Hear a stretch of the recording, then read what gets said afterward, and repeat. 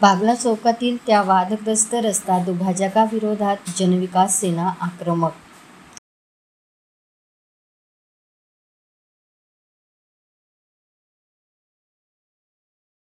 बागला चौक ते राजीव गांधी अभियांत्रिकी महाविद्यालयादरम्यान बांधण्यात येणाऱ्या वादग्रस्त रस्ता दुभाजकाविरोधात जनविकास सेनेने आता आक्रमक भूमिका घेतली आहे. जीवघेणे खड्डे असलेल्या या रस्त्यावर दुभाजक नव्हे तर तात्काळ रस्त्याचे बांधकाम करण्याची नागरिकांची मागणी आहे.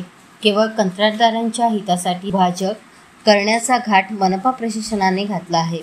त्यामुळे नागरिकांची मागणी व गरजेनुसार या ठिकाणी सुरू असलेले रस्ता दुभाजकाचे काम तातडीने रद्द करावे.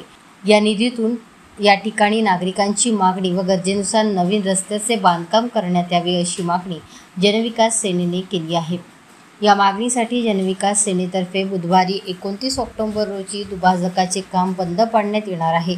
तसेच पुढील काळात या ठिकाणी जीवघेणा अपघात झाल्यास मनपाच्या अधिकाऱ्यांविरोधात सदोष मनुष्यवधाचे गुन्हे दाखल करण्याची मागणी करण्यात येईल असा इशारा जनविकास सेनेने दिला आहे.